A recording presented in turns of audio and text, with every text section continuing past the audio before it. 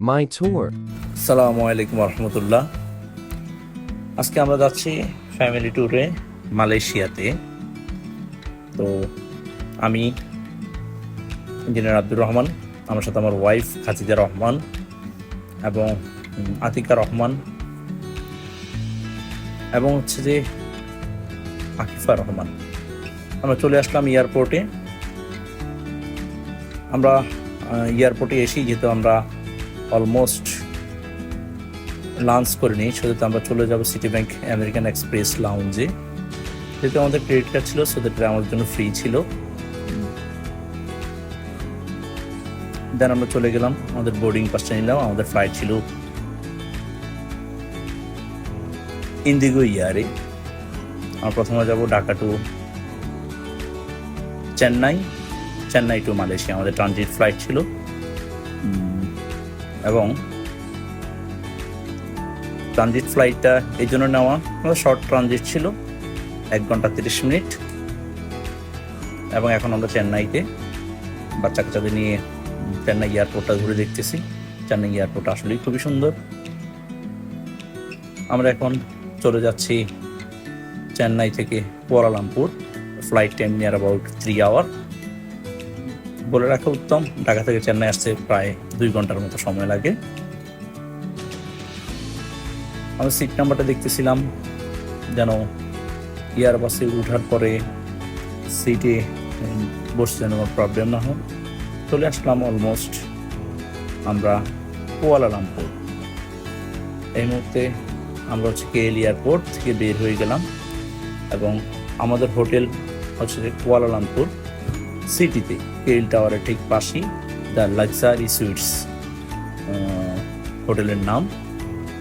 KL থেকে আমরা grave, অবশ্যই মালয়েশিয়া আসলে আপনার গ্রেভ ইনস্টল করে নেবেন।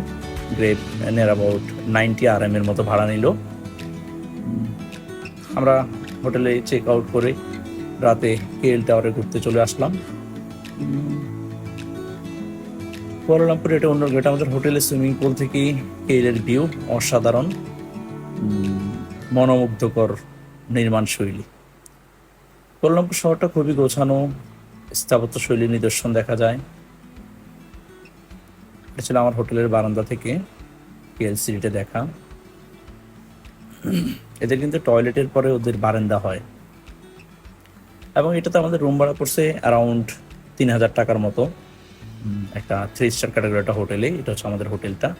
হোটেলের সামনেই আমার মেয়ে আর বড় মেয়ে আতিকা রহমান দুষ্টুমি করতেছে। এবং আকিফা, ও হচ্ছে যে আতিকা ব্লগ করার জন্য ট্রাই করতেছে। আকিফা তো আমার কোলেই। তো আমরা শহরটাকে এনজয় করতেছি, কালচারটাকে এনজয় করতেছি। এবং আমার একটা ফ্রেন্ড আসবে, নাম হচ্ছে রকি। দেন ফ্রেন্ডকে নিয়ে আমরা চলে আসলাম। ওয়েট করে আমরা এখন যাব হচ্ছে গ্যাংটিং আইল্যান্ডে।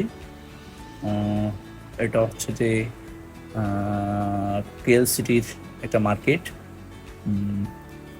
আমরা ফ্রেন্ড চলে আসলো আমার এখানে। আমার ফ্রেন্ড হচ্ছে যে রকি এবং সাথে হচ্ছে যে আমার ফ্রেন্ডের এক বন্ধু, পাকিস্তানি বন্ধু, এবং হচ্ছে যে তার ওয়াইফ।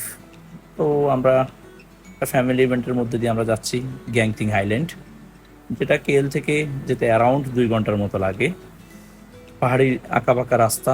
এক কথায় ভাই আমরা যে সাজেক বলি, সাজেকের বাপ অথবা দাদা হবে আর কি।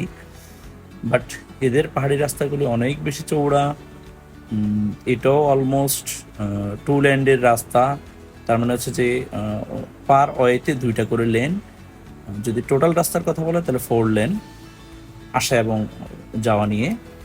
এবং অনেক সুন্দর, অনেক গোছানো রাস্তা, অনেক গোছানো রাস্তাঘাট। যদিও বা পাহাড়ের অনেক উপরে। এখানে আমাদের দেশের মধ্যে দেখছেন পানির পাইপ লাইনগুলি দেখা যাচ্ছে। হঠাৎ করে আমরা গরম থেকে ঠান্ডার মধ্যে চলে আসলাম, ঠান্ডা লাগা শুরু হলো। কারণ গ্যাংটিংয়ে ঠান্ডা পড়ে, যেখানে আপনাকে জ্যাকেট ইউজ করতে হবে, শীতের জামা নিয়ে যেতে হবে অবশ্যই।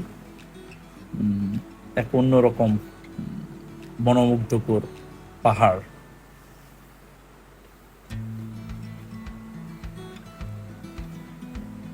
এখন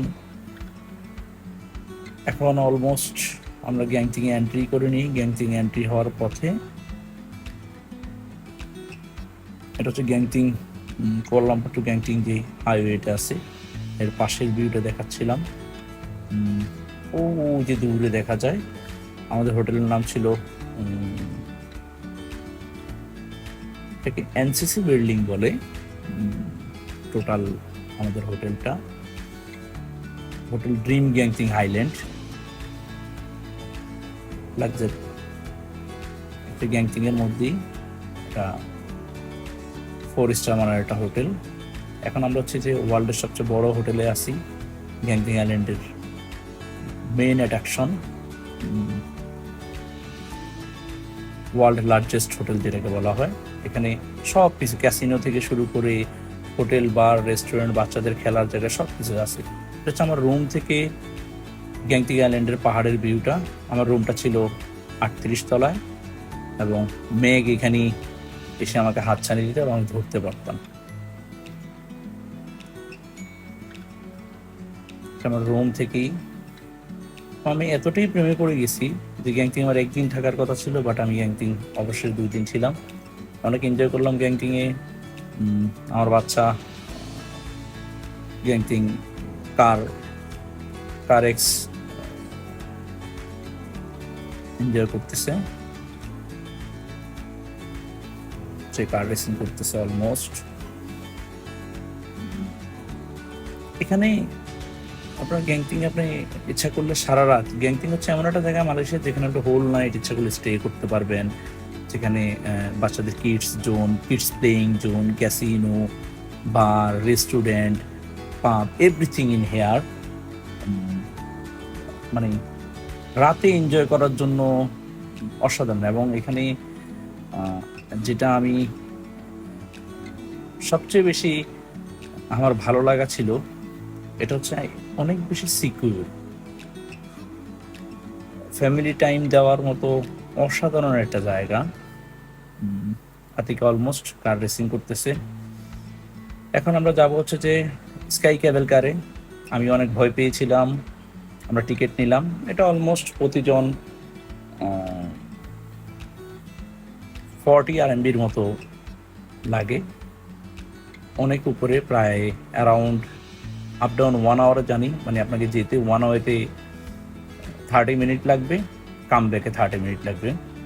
আমি তো খুব ভয় পাইতেছিলাম যে, কারণ আমার এমনি একটু উচ্চতায় ফুফিয়া আছে।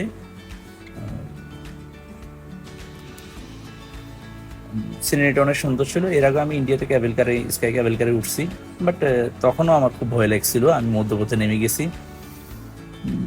এবারও তাই রকি ভাই খাতে দিয়ে এরকম হাসতেছিল।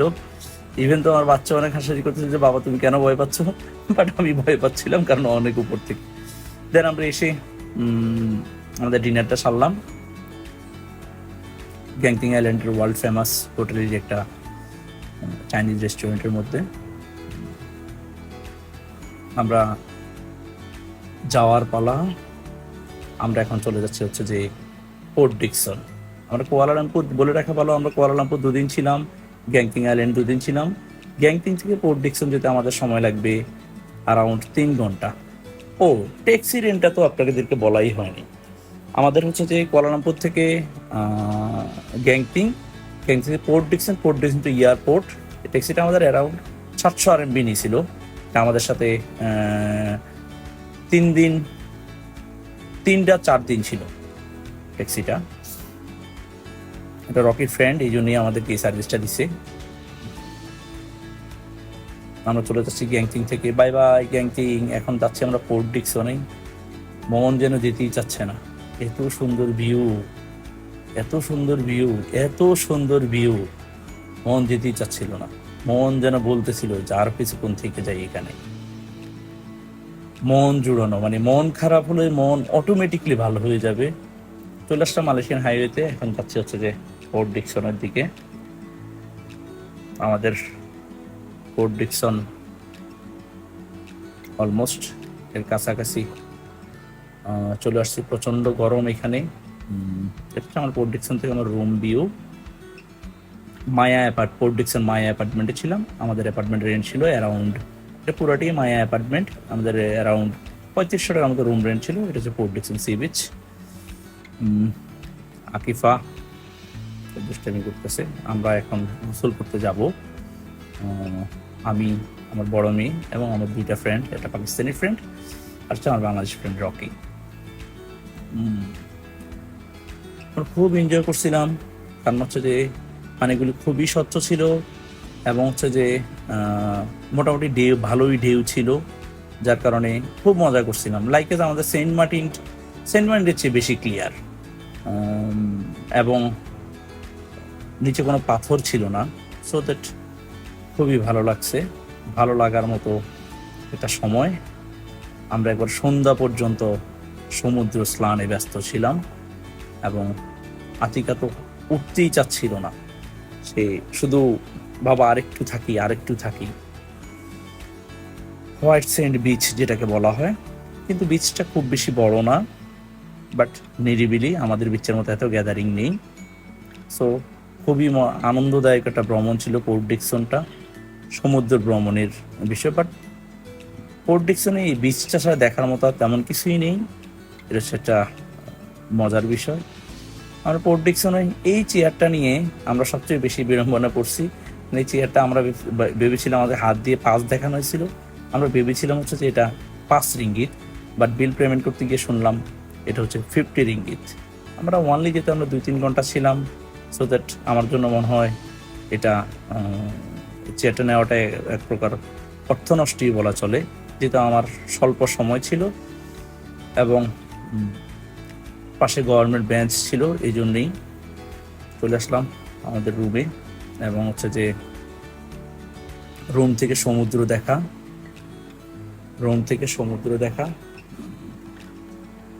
অসাধারণ। এটা অ্যাকচুয়ালি এখানে ড্রয়িং রুম এবং 2টা বেডরুম, এই জন্য একটা অ্যাপার্টমেন্ট। এটা সুইমিং থেকে শুরু করে 20 জন এভরিথিং অ্যাপার্টমেন্টের মধ্যে ছিল। আমরা পোর্ট ডিকসন থেকে চলে আসলাম কুয়ালালামপুর এয়ারপোর্ট। আল্লাহ হাফেজ, বাই বাই, দেখা হবে অন্য ব্লগে।